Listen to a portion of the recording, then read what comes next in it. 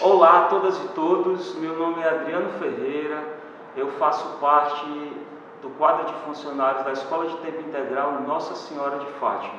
E eu estou participando deste livro que a Prefeitura de Fortaleza está promovendo com o artigo Jornal Matraca, Saberes Afro-Indígenas que a História não contou no ensino fundamental.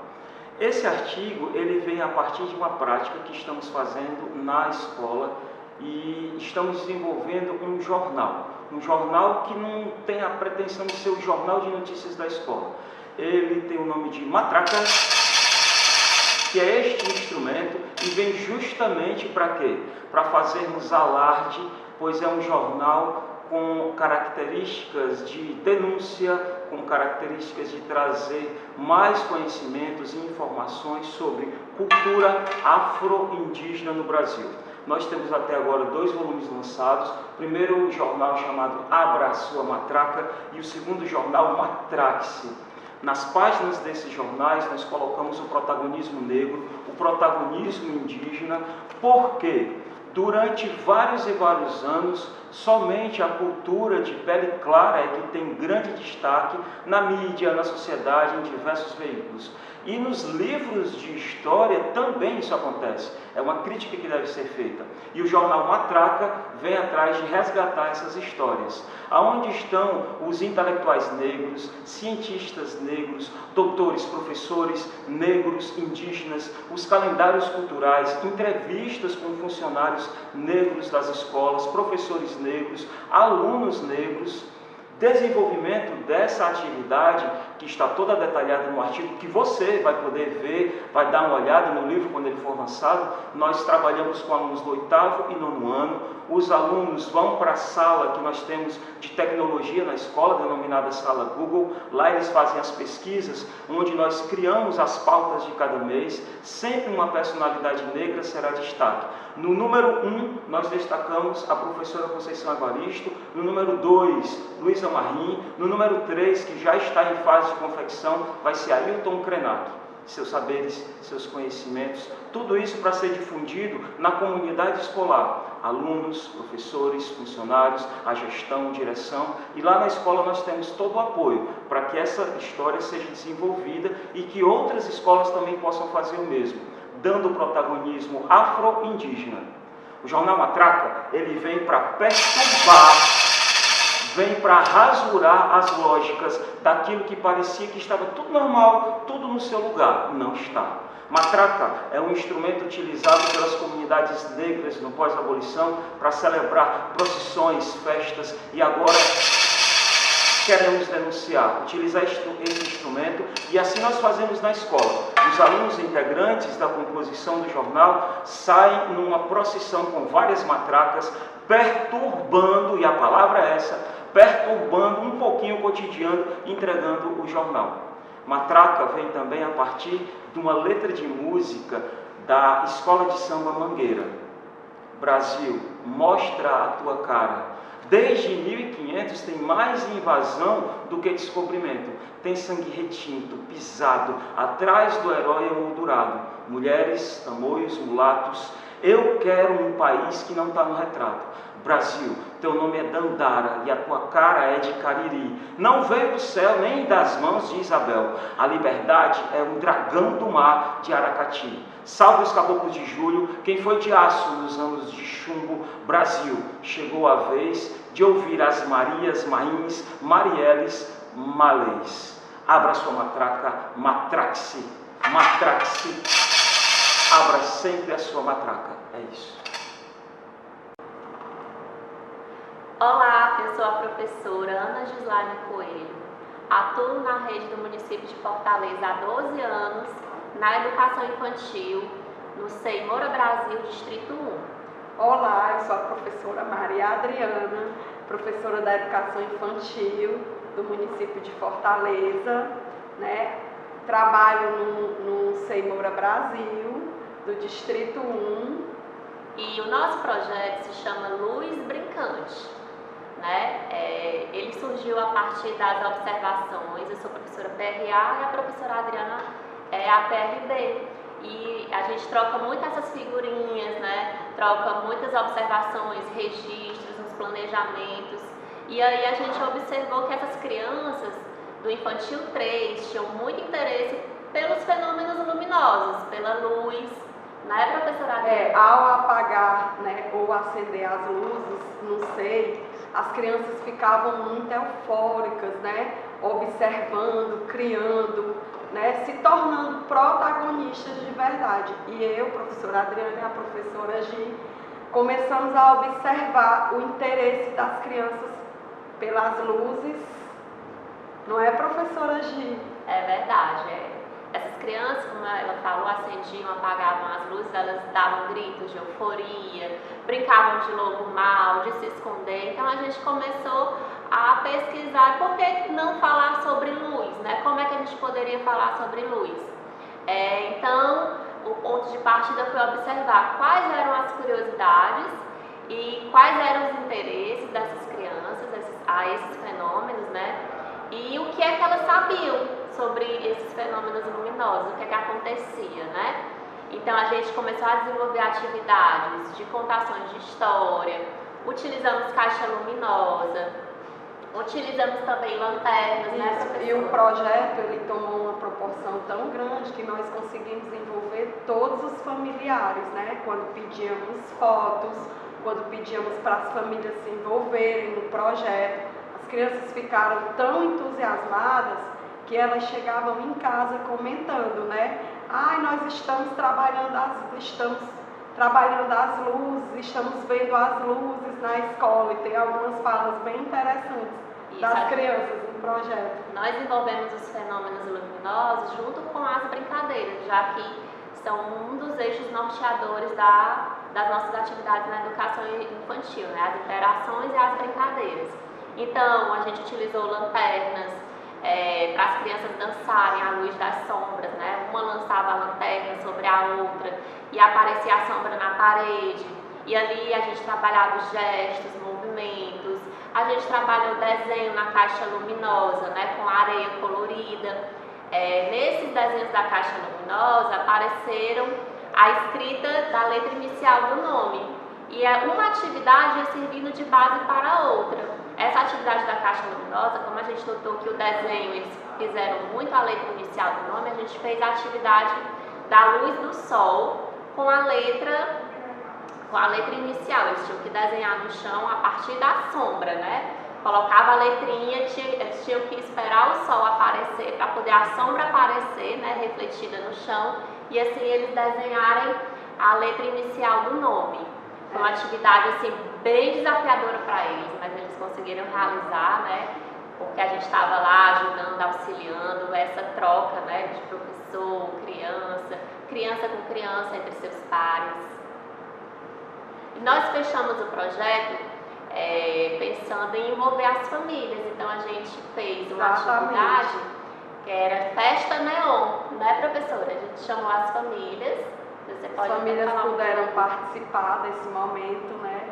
E foi muito gratificante ver as famílias comentando que as crianças vinham de casa olhando para cima, observando o sol. Então, assim, foi um interesse que eles tiveram pelo sol a partir desse projeto Luz Brincante.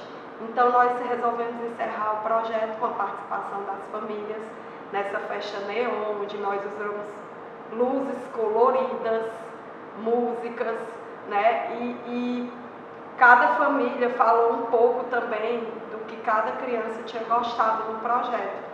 E o que mais nos deixou felizes foi notar, perceber o interesse deles, né, de observar um dos fenômenos da natureza, que é o sol, que eles passavam todos os dias, mas até então não observavam, né? E com esse projeto, né, ele perpassou lá o SEI, perpassou a sala de aula e conseguimos envolver as famílias, porque teve mãe que relatou que nunca tinha parado para olhar o sol. Isso foi muito gratificante. Exatamente. E o nosso projeto, mais do que resultados, ele visa a gente analisar os processos de como essa criança aprende, de como essa escuta infantil acontece, né? E como o protagonismo infantil é importante no desenvolvimento delas. Olá, eu sou a professora Cássia Calandrini Ribeiro e vou apresentar o relato de experiência vivido na Escola Municipal São Rafael com as crianças do 5º ano. Nós realizamos uma oficina de construção de sólidos geométricos utilizando palitos de churrasco e massinha de modelar. E o desafio era construir um prisma hexagonal. Assim, de forma lúdica, as crianças absorveram conceitos matemáticos como face, arestas e conseguiram, em equipe, de forma dinâmica, realizar os desafios.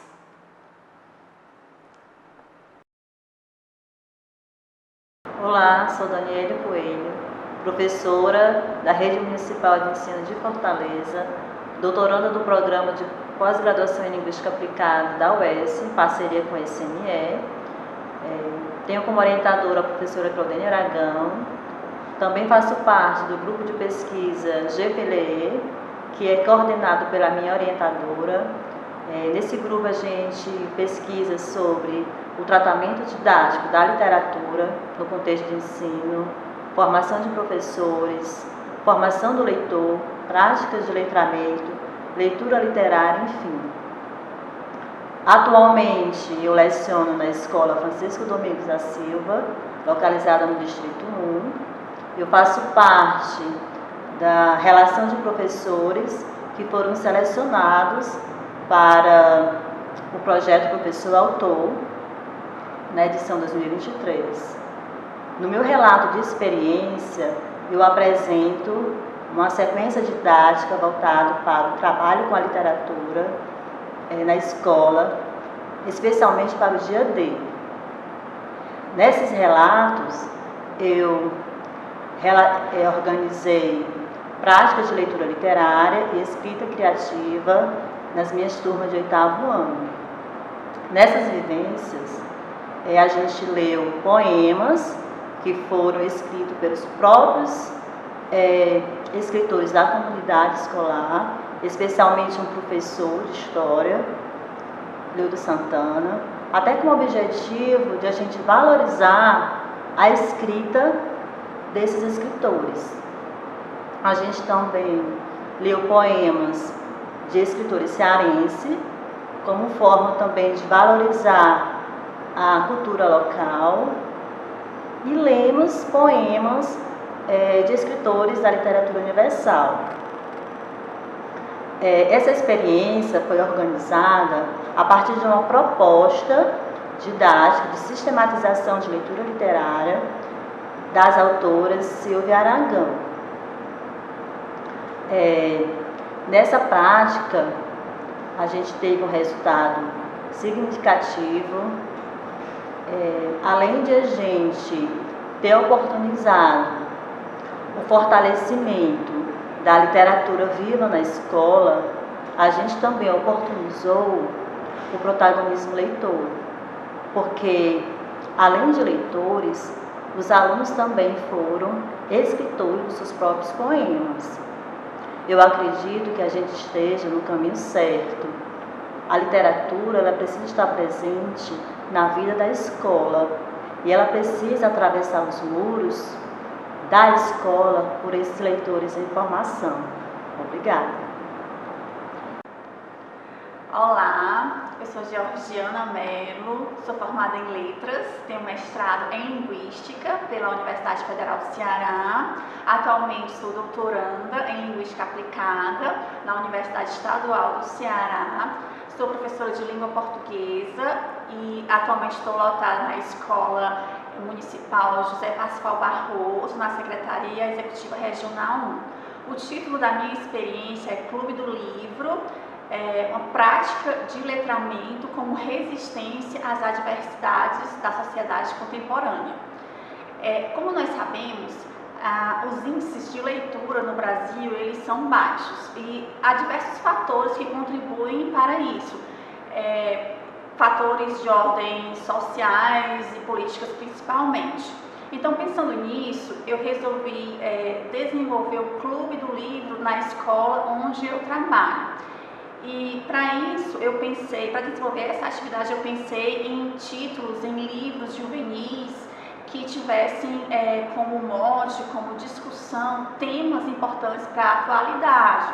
Então, pensei em livros que tivessem discussão, que trouxessem discussão sobre o feminismo, sobre racismo, desigualdade social, saúde mental, entre outras possibilidades. Então, para a primeira experiência, eu escolhi o livro Cartas para Marte, da escritora norte-americana Nikki Stone. Este livro, a sinopse basicamente é a história de um jovem adolescente negro que sofre racismo, discriminação em uma abordagem policial. Depois desse momento, né, bastante preocupante e injusto, ele passa a escrever cartas, um diário com cartas endereçadas a Martin Luther King, que, para quem não sabe, foi um grande líder negro norte-americano, que foi muito importante nas discussões pelos direitos civis dos negros nos Estados Unidos. Então, o objetivo, né, pensando assim, nesse tema, o objetivo da nossa experiência era incentivar a leitura entre os nossos alunos por meio de romances que tivessem essa discussão de temáticas importantes e que eles pudessem desenvolver um pensamento crítico, né, e um letramento de resistência mesmo às desigualdades, às injustiças da nossa sociedade. A fundamentação teórica que nós utilizamos para a nossa experiência foram as ideias e a teoria de Paulo Freire, que é um dos grandes teóricos que defende que nós professores, nós educadores, precisamos estimular a leitura crítica na escola, né? Então, para que o aluno ele tenha essa liberdade, o pensamento crítico mesmo para encontrar, perceber essas injustiças, né? E tentar mudá-las e fugir, que a gente possa quebrar essa exploração, essa estrutura de exploração que é feita em relação às minorias. Os círculos de leitura, conforme o Cosson, eles orientam a aprendizagem de uma leitura crítica e também de atividades colaborativas. Então, inicialmente, que Cosson orienta é que a gente forme grupos na sala de aula. Uma turma, por exemplo, no meu caso, que trabalhei com uma turma de 8º ano para essa experiência, dividi a turma em 5 grupos e nesses grupos, cada um dos alunos receberia um cartão com uma função, certo? São diversas funções que eles podem desempenhar dentro do grupo para estimular a discussão, certo? Então, por exemplo, posso citar alguns como o sintetizador, que é o responsável pela sinopse da história. O questionador, ele é responsável por fazer perguntas nos grupos. Então, com base nesses grupos, eu formei, né, os grupos na sala de aula, os meninos discutiram, e enquanto eles discutiam, eu passei pela sala, fiquei observando o que eles estavam falando, e todos os alunos, né, muitos deles negros e pardos, se mostraram contra aquela abordagem policial, a discriminação, e um deles chegou a comentar que a mãe já sofreu racismo dentro de um supermercado onde eles moram. Tá? Então, depois dessa discussão com o uso dos cartões, o Cosson ele orienta também que o professor ele pode entregar questões, perguntas, para que estimule ainda mais a discussão nos grupos. Certo? Ele sugere diversas questões, eu utilizei algumas, entreguei para que eles continuassem a discussão nos grupos, e após esse momento eu achei relevante mostrar para eles uns slides no PowerPoint mostrando quem era Martin Luther King e também discutindo um pouco sobre líderes negros importantes para a história do Brasil e para a formação do povo brasileiro. é importante que eles tenham esse pensamento crítico para que eles possam transpor as opressões a que nós, mulheres, negros, pessoas pobres, que fomos submetidos. Então, acho que foi uma atividade bastante relevante e espero poder desenvolver outras desse tipo na sala de aula. Meu nome é Valéria, trabalho na escola Humberto Silva, fica ali no Pirambu. Atuo nas turmas de 2º ano como professora alfabetizadora. Eu sou Maria Ivaneida Lima Gadelha, atuo no 2º ano da Escola Municipal Humberto Silva, também sou alfabetizadora. Pronto, nosso projeto, ele nasceu a partir da ideia desse livro aqui, certo? Chapeuzinhos Coloridos. E a gente pretendeu com esse projeto, além de desenvolver a leitura nas turmas de 2º ano, a gente procurou também desenvolver as competências socioemocionais, porque a gente acredita que para o desenvolvimento integral da criança é necessário a gente, além da leitura, a gente também desenvolver essas competências. E foi isso que a gente tentou fazer através das histórias contidas nesse livrinho aqui maravilhoso, certo? Inicialmente, a gente contava a história, certo? E as atividades eram desenvolvidas a partir daí, a partir de cada história.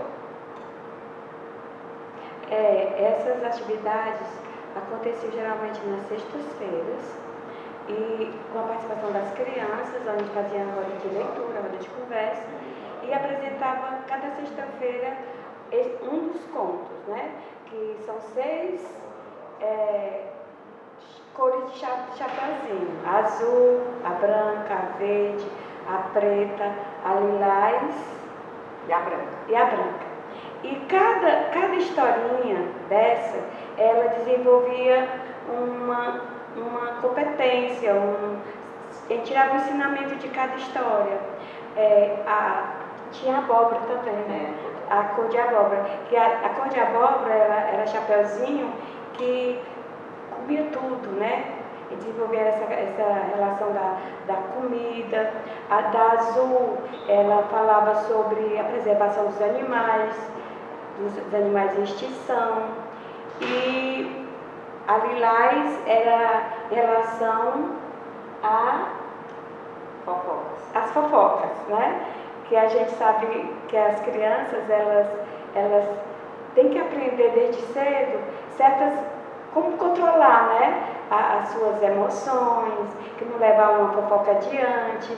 E de uma maneira bem legal, essa história que, como a Chapeuzinho Vermelho, né? Ela era bem diferente. Cada história, a Chapeuzinho desenvolvia um tipo de valor. Na verde, o valor do dinheiro, o que o dinheiro pode comprar. E abordando esses temas, a gente poderia desenvolver essas emoções das crianças, né? Onde elas poderiam se colocar, né? Dar suas opiniões, fazer aquela reflexão sobre o tema. E a gente poderia também desenvolver a leitura, o hábito da leitura, o gosto pela leitura, como também inserir no processo de alfabetização, né? Que era o nosso intuito também, que as crianças aprendam a ler e a escrever. Pronto, além disso, né, além dessas 6 histórias serem bastante relevantes e colaborou para que as crianças desenvolvessem as habilidades de competências voltadas para a autogestão, que é uma das competências que a gente desenvolveu bastante com esse projeto, controlar suas emoções, aprender a controlar suas emoções. O projeto também contribuiu de maneira qualitativa e quantitativa. Qualitativa porque as crianças resolveram, né, participar ativamente do projeto, elas se engajaram bem em todas as atividades. E quantitativa porque, como o projeto era dia de sexta-feira, as crianças deixaram de faltar. A gente viu que diminuiu o número de faltas na escola devido ao projeto ser na sexta-feira. E por isso a gente viu que o projeto estava dando certo, né? Porque as crianças se interessaram realmente pelo projeto e participaram e abraçaram a ideia, né? E com isso a gente conseguiu atingir o nosso objetivo,